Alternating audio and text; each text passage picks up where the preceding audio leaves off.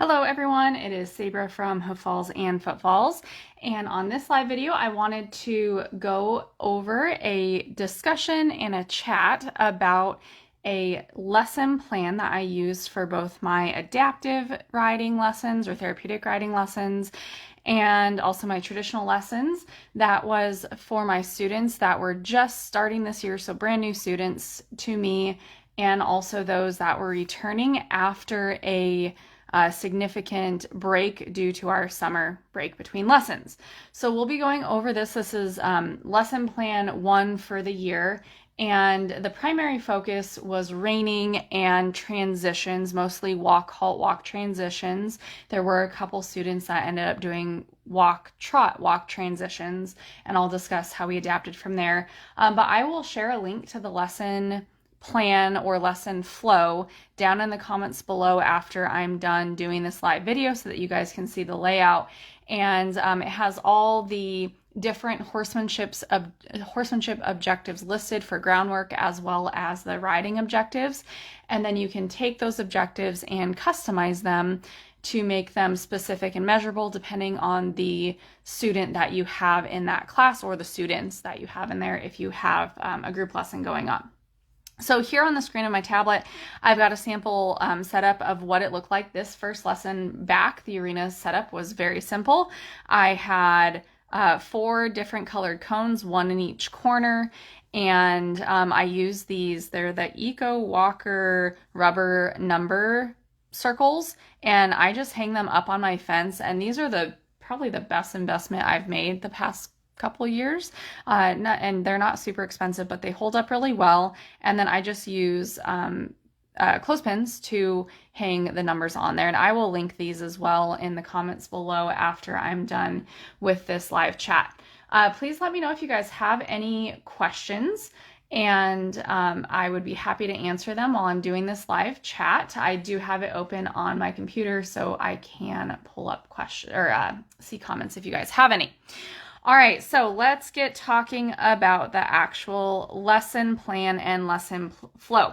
So I have my lessons are either an hour or a half an hour. If they are an hour long, the first lesson back, they did a quick getting ready of the horses, a quick review or intro of grooming, tacking. We worked together because, again, we're trying to expedite things for the first lesson. Then we ride for about 30 minutes, and then we quickly do a team untack. Now, depending on the experience of the student and the physical and cognitive ability of the student, the various ways that you are going to support them, whether it's through volunteers or the instructors going hands-on or the amount of verbal support you give, that is all going to depend on the students that you specifically have in your lessons. So what that looks like specifically to your students, if you choose to use this lesson plan, that is where you are going to have to adapt to meet the students in there. But on the lesson plan that I will give you guys in the comments after this video is over, we'll have sample adapt ups or adapt downs. So adapt downs means that someone might need a little bit more support. Maybe they're a newer student, they need more physical or verbal support, or an adapt up could be a student that is very independent. They're returning from last year and we're progressing through things a little bit more quickly. All right, so this was my arena setup here. I had 4 cones in each corner, and the purpose of these cones was so that the students were encouraged to go around that cone and stay in the corner. For the very first lesson of either a brand new student or a student returning, we are primarily working on the rail. So we're staying on the rail, working on transitions and reining here because I'm using that wall as a tool to help that horse stay on the rail, because walking off of the rail in a straight line or doing a turn that's out of a corner is going to be more difficult and more complex and something that we will cover in later lessons. So we are focusing mostly on the wall. So I've got the cone set up here. How far away they are from the corner is going to depend on the student and the size of the arena and your horses and if you have a volunteer team. So just play around with those and set it up for what works with you. Then on the rail, like I showed you, I had the numbers. This is set up in a sequence where In a week or so, we are going to be doing serpentine. So it goes from 1 to 2, 2 to 3, 3 to 4, 5, 6, 7, 8, 9, 10. I call this the connect the dot serpentine. Even though we are not doing a serpentine in this lesson with most of the students, I do have it set up in this pattern so that they are starting to become aware of where these numbers are going to be for the next few weeks or next few lessons in a row. So let's talk about the general flow and progression of this lesson now that you guys know how the arena was set up. And yes, this arena setup was the same for all of my students. The only thing that I changed for this very first lesson was that you can either do cones or you could do buckets if you wanted to. And for my students that needed a break between what we were practicing in the lesson with the reining and the walk, halt, walk transitions, I had rings out here that they could toss at the cones, or you could even do bean bags and have them toss bean bags into the buckets that are your corner markers. So that was my adapt down for the students that needed a little bit more engagement outside of just the riding skills and needed a little brain break. So first thing we did, I always have my students walk the horses around the arena before they get on, whether they're supported or not supported. Of course, if they have an ambulation device, you may not be able to do that, but we walk around, and as we walk around, we talk about going around the cone and going into the corner, walking along the fence, and going around the cone again. So before we get on that horse, we're already talking about where we want to be and what it means to go around the cone and go in our corner, and what it means to walk along the rail, just so that we kind of we're starting to establish what those terms mean for our students, especially if it's a new student or they've been off for a few months. Sometimes they forget what riding on the rail means. So we got on, we did safety check, and we get going. I set stirrups. I do have a Excel spreadsheet that is on my phone through Google Drive, where that first lesson, once we get the stirrups set, and I use Monica Wu's awesome rainbow stirrup system. I can link those below. And so it's super easy because I can say the left stirrup is at blue 1 and right stirrup is at blue 2, just in case there's a little bit, of asymmetry there.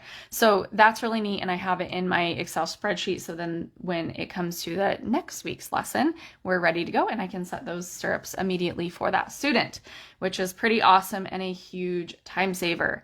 Or if the students are able to set their own stirrups, then they do that. All right, so we set the stirrups, we get going. Depending on if this is a new student or a returning student, we do a warm-up lap around the arena. So my mounting ramp is down here, so I start down here, and then I let the students choose if we track right or if we track left, and we walk around, again, staying on the rail, going around the cones, and I'm pointing out as they ride around that how they're staying between the cones, and we're going around the arena. We go one lap this direction, and then we turn either up the center line or across the midline. Here we went across the midline, and we either taught the term or reviewed that term, and then we changed direction, and we went all the way around, and then we went up our center line, and then this is when we transitioned into doing something different. So during those warm-up laps, each direction, depending on the student, we might do airplane arms out, we might have them do ankle circles with feet out of the stirrups, or we might roll into that student holding their reins right away, and we're just talking about we're reviewing how we use reins and how we sit on our horse and do all of that. So depending on if your student needs to get comfortable on the horse, or if they need to loosen up and warm up a little bit, if they need a little bit more engagement in doing some crossbody activities where they're reaching with their right hand across and touching the horse's left shoulder, there's tons of different things that you can do. So this could be more of a stretchy warm-up activity lap, or it could be a lap where we are warming up with our horse by staying on the rail. During this time, we will then review how we hold reins, how we ask our horse to whoa, how we ask our horse to walk on, and then how we ask our horse to turn. Again, depending on the ability level of the student and their skill level, if they're new or returning, that's going to dictate how much we cover and what I expect of them. Am I just expecting them to hold their reins and look around the corner at this time because this is the first time they've ridden and we'll get to them actually using the rein to turn later?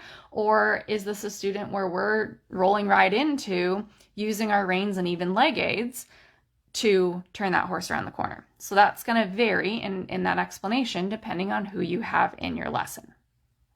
So once we are doing that warm-up lap, we're also going to be talking about some posture, so ear, shoulder, hip, heel alignment, but mostly the centeredness going from straight line to turn, straight line to turn. So making sure we're staying centered and balanced over that horse's back and being a good partner to our horse. Then once we've done our warm-up lap, I'm going to go ahead and I'm going to erase this so we don't have a ton of lines here.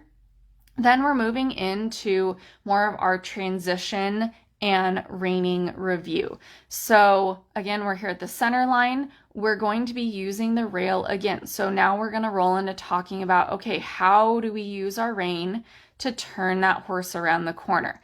For students that are brand new, they might need verbal cues, hand over hand, something more in depth here. For returning students, maybe on that first warm-up lap, we were just focusing on getting around the corner. Now we're really focusing on using more of our natural aids, so our seat, our legs, our hands, and we're digging a little bit deeper and talking about more layers of that task analysis of the skill of that turn and that reining around the corner and going from a straight line to a turn. Along the rail here, you can also work in these numbers by doing transitions. So you could say that, okay, on our middle numbers here at 5, at our center line, and then again at 6, and again at our center line, we do a halt. What you're expecting of that student, again, is going to change depending on their ability level. And I'm not going to keep repeating that as we go along, just so I'm saving words, but know that everything that we do here, whether it's a whoa, a turn, a walk on, you've got to teach to that person and the horse that's in front of you. So that is something that if you use kind of a generic lesson plan or flow like I'll provide in the comments, you still have to take that and tweak it to what's in front of you. So we can work in walk, halt, walk transitions here. And then if you want to make it more difficult, we can add in additional ones. So maybe instead of just halting at our center points along the rail, we halt at our center points and at our quarter lines. Remember that the more frequent stops and starts that you have and the less distance in between those transitions, the more difficult it's going to be. For this first lesson, I am sticking to doing halts or any type of transition on straight lines because halting on a straight line is a little less complex than halting on a turn for most horses and most students. So we're keeping that on our rail. We'll incorporate halting or slowing down or a transition on a turn later. So then once we work our way through the walk, halt, walk transitions, again, we're going to make our way all the way around, and then we'll go down a center line or across the midline again, reviewing that term. Hey, do you remember what this line is called? And you can leave it open-ended like that, or you can say, is this line called the center line or the midline, if they need a little bit more of a prompt. So there's different ways that you can review that terminology within this lesson, because I use midline and center line a ton in my lessons of all ability levels. All right, so for the students that need it adapted down and we're incorporating buckets, I would come to the end of the line here, halt, have them toss the ring on or the beanbag in, and then ask for a walk on and then turn. So that's how I would incorporate some type of activity here if we needed to. Then for the students that are progressing quickly, either a new student or a returning student, what I will incorporate in then is at one of our halts here, we will stop and we will review our 2-point or a half seat position, depending on what you teach for that student. And then we will incorporate it in where we do it at the halt. Then we do it at the walk, and I would use these cones. So from the green cone to the orange cone, we're going to do a 2-point. We'll sit around our corner, probably take a break along the short rail here, and then go up and do 2-point again along this rail. If you have a student that's working on stamina or they're having a little bit more difficulty, you could swap, and instead of doing the long line, you could do your short rail. Or maybe you start your 2-point at this green bucket and we hold it for a count of 5, and then we sit and we walk the rest of the way. So that length of that 2-point review or the half seat review can be adjusted, and just be creative with how you work that in. At this point in time, this is do you have a horse leader? Are you as the instructor a little closer? Remember that before you turn a student loose and have them doing 2-point down the rail here, maybe you review shortening the reins while you're in 2-point. If you're going to be out here in the middle or down here at the corner and that horse has the tendency to wiggle, we want to set that student up for success and maybe review shortening and lengthening reins as we do 2-point for those more advanced students, just so that they're set up for success during that. And then at the end of the lesson, we'll do our review of what we covered. So we'll talk about the 2-point, we'll talk about the midline, we'll talk about walk, halt, walks.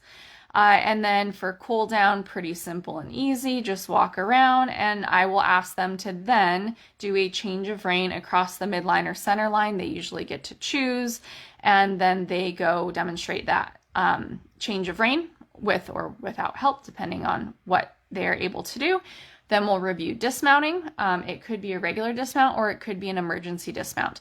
The first week back, I usually don't review the emergency dismount. We kind of just get rolling. And then the second week, especially with newer students, I do the emergency dismount the second week. Usually returning students, we might do it the first week, but we do review the dismount. And I actually had a couple students the first week back that they asked to do the emergency dismount instead of the regular one. So see, emergency dismount practice can actually be a fun thing that your students like doing.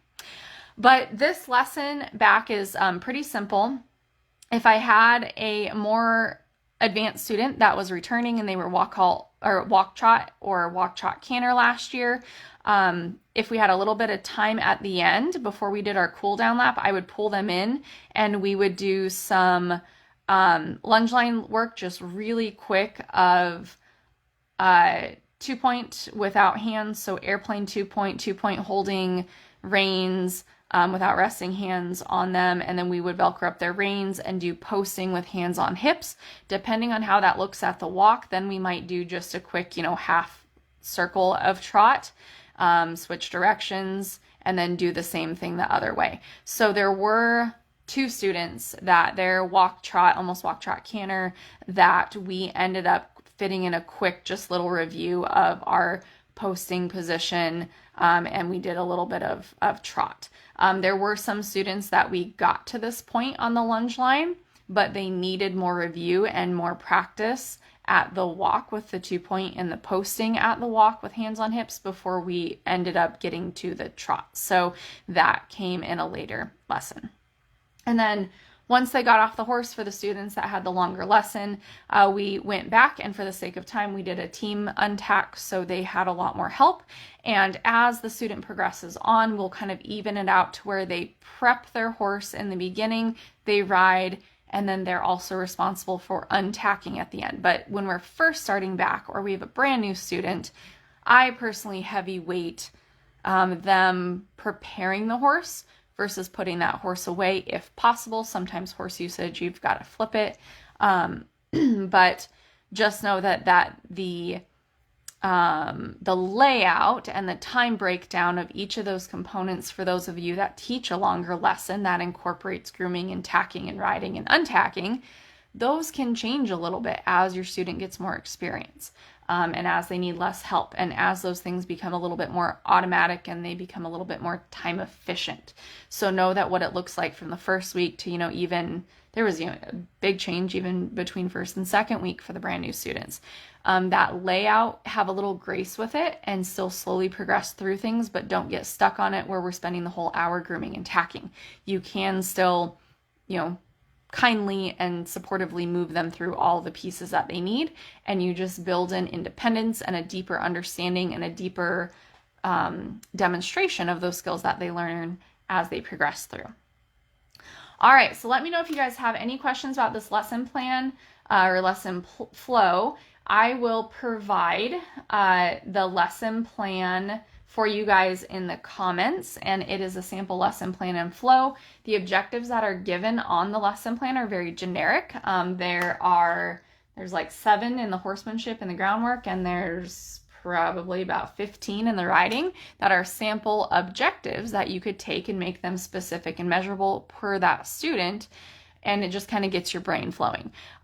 So I hope this is helpful. I will be trying, my goal is to go live and weekly let you guys know what I'm doing lesson plan wise, just so that you can kind of see how I progress through my lesson plans for the year. I personally use 1 arena setup per week. Actually, this arena setup stayed the same for first week and second week.